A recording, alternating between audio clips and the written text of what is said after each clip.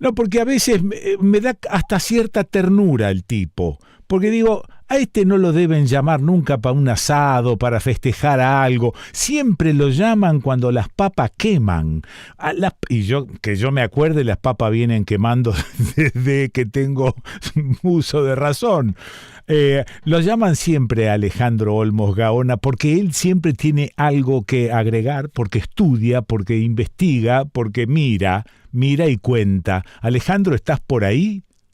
Acá estoy, Quique, un Oh, gusto estar con vos. qué lindo. Bueno, hacía mucho tiempo que no te llamábamos, pero las papas siguen quemando, Alejandro. Como siempre. Como, como siempre. ¿Qué pasa con esta ley bases? Porque tengo la sensación, me pasa a mí también, soy un consumidor de algunas informaciones, no soy ningún especialista. Digo, hay como una confusión, no terminamos de entender, da la sensación de que por ahí arreglan con algún senador para que aporte su voto a cambio de que no hagan tal cosa, después lo traicionan, es una... Es una cosa terrible y nos cuesta mucho seguir esto. ¿Podés aclarar un poco? Mira, en mis 77 años he Sí, visto montones de cosas sí. y exceptuando la dictadura militar, Mm, pocas veces he visto situaciones parecidas a esta. ah, Primero, porque asume un gobierno, manda una ley que tenía más de 600 artículos, sí. una enorme cantidad de ellos preparados por abogados privados Mm, que responden a grandes grupos empresarios. muy bien. Supuestamente el arquitecto general de la obra fue un viejo conocido, Federico Sturzenegger, Sí. que estuvo con Cavallo en el año 2001, en fin, y después fue presidente del Banco Central durante la gestión de Macri. O sea que con estos antecedentes yo creo que había cosas que no podían esperar que fueran demasiado buenas. Pero Ah, bueno, sí. se discutió en la Cámara de Diputados, empezó a podarse la ley, y de la ley quedaron 258, 160 artículos, que fue lo que trató el Senado hace 48 horas. Bien. Ahora, como bien decís, acá hubo muchos que cambiaron sus votos por una embajada y van a saber por qué otras cosas, Mm, porque lo que me llamó la atención que los senadores de Santa Cruz que votaron en contra de la ley general, sí, cuando había que votar determinadas cosas, se rajaron, claro. especialmente las facultades delegadas, Ujú, y se consiguieron eso. Ahora, la ley tiene un montón de aristas, por supuesto, se consiguió sacar aerolíneas, el correo, la radio y la televisión públicas, pero para mí lo más peligroso de la ley es las facultades delegadas que se le han dado al presidente. ah, ok. Sí, Primero, sí. la Constitución es clara en el artículo 29, donde prohíbe concesión de facultades extraordinarias. Ah, En el 94 hubo una relativización diciendo en el artículo 76 que de las facultades del Congreso le pueden dar al gobierno en caso de emergencia facultades por un plazo determinado para cuestiones fundamentalmente administrativas y emergencia. mm, Ahora, estas facultades que le han dado son para cuestiones financieras, energéticas, ah, administrativas, ajá. es decir, para que Milei haga lo que quiera en Claro, resumen. claro, claro. Ahora, hacer lo que quiera, cuando vos lees, yo estoy terminando de leerla, cuando lees dice que Milei no va a poder eh, privatizar ni deshacer ni la CONAIE, la CONADU, el Banco Nacional de Datos Genéticos, una enorme cantidad de instituciones. Sí. No las va a poder Mm, vender ni privatizar, pero va a poder desfinanciarlas, transformarlas, claro. echar gente. Sí. Entonces, claro, son estos eufemismos que vos bien conocés, Sí. donde se dicen cosas, pero se encubre la realidad. Ahora, si las facultades extraordinarias son peligrosas para cualquier persona, mucho menos para un señor cuyas facultades mentales son difíciles de mensurar, Sí. que insulta, que Mm, descalifica, y fundamentalmente un hecho que para mí es clave, y es que él quiere destruir al Estado. ujú, Entonces, se le están dando facultades a un señor sí. que quiere destruir al Estado, que según él es una organización criminal. Y Mm, que además ha dicho hace apenas unos días que él es un topo que se ha metido para tratar de destruirlo desde adentro. Sí. Ahora, como bien sabes, ningún país importante o de los que en este momento manejan el mundo deja de tener Estado. Claro. Es decir, sería imposible que un país no tuviera Estado y llegara a lo que ha llegado a Estados Unidos, Alemania, Gran Bretaña, etc. Pero bueno, esto es lo que tenemos. Sí. Y lamentablemente, a mí lo que me preocupa es la obsecuencia de los periodistas en general, salvo excepciones. Primero, que le tienen miedo de combatirlo, por eso, salvo excepciones. Segundo, que cuando lo critican hasta ahí. Es decir, tratan de ejercer la prudencia. Porque... Y otra de las cosas es que todos decían que sin ley bases esto podía ser una catástrofe. O sea, va a ser una catástrofe con la ley bases. Claro. No sin ley bases. Sí. Y así estamos, Quique. A ver, si vos venís por una ruta, exceso de velocidad, te para un cana y le das unos mangos al cana, sos un coimero. Ahora, si esta misma situación se reproduce en el Congreso, son negociaciones. Digo, ¿cómo hemos naturalizado la coima entre los congresistas, entre los diputados, entre los senadores, que hemos bautizado esto como una negociación? A veces alguno se anima a decir a un toma y daca.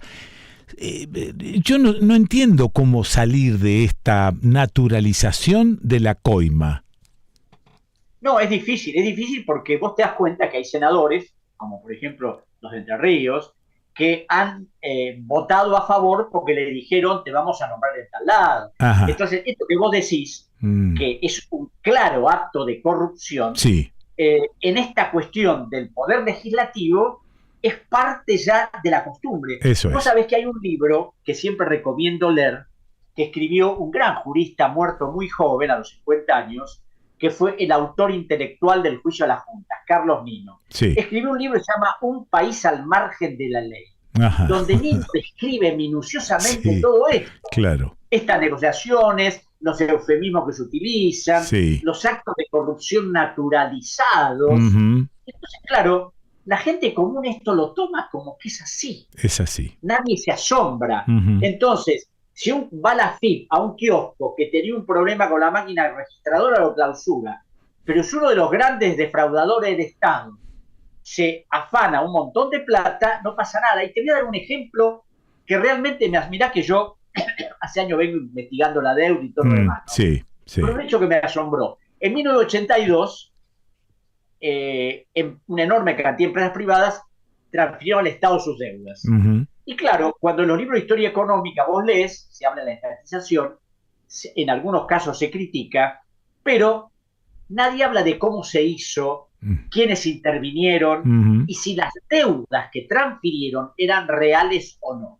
Pero bueno, la investigación que ordenó hacer el primer ministro de Economía de Alfonsín, Gripun, determinó que la mayor parte eran truchas. Ahora bien, en el año 1984, el Banco Central le informó a la Justicia Federal que el monto de esas deudas que debíamos pagar todos era de 23.000 millones de dólares. Un banquero amigo mío, hace 5 meses, me actualizó la cifra al 30 de diciembre.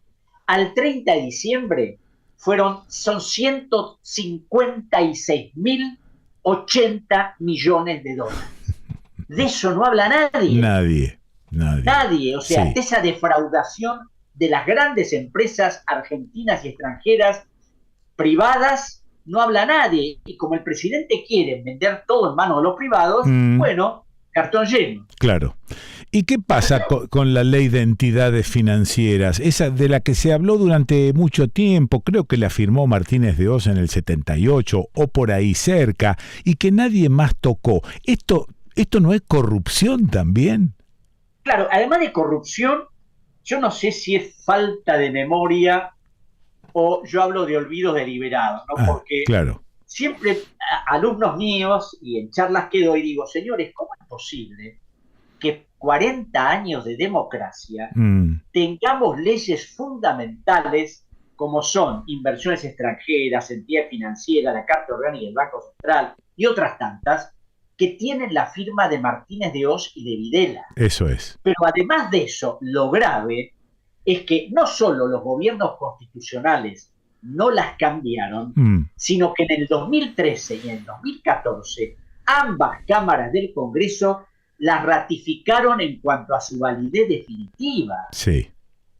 Ahora, jamás vas a leer esto en ningún medio, jamás vas a hablar que se ratificaron leyes de la dictadura. De lo único que se habla son de los juicios por lesa humanidad, claro, de los militares que están presos, pero toda la estructura económica que ha dañado a la Argentina, eso sigue intacto, y Milei no lo va a cambiar, al contrario, va a acentuar todas este tipo de cosas. Claro, cuando uno habla y recuerda o lee algunas cuestiones sobre el Plan Cóndor, cree que esto de las desapariciones de personas era una especie de encono que tenían ciertos gobiernos contra aquellos que querían voltearlos. Resulta ser que, en realidad, lo que querían hacer es establecer un sistema económico que es el que tenemos hoy en día, y de eso nadie se está ocupando.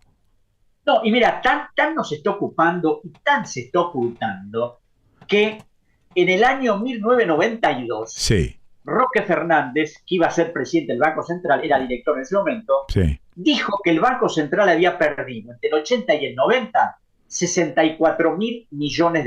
Ajá.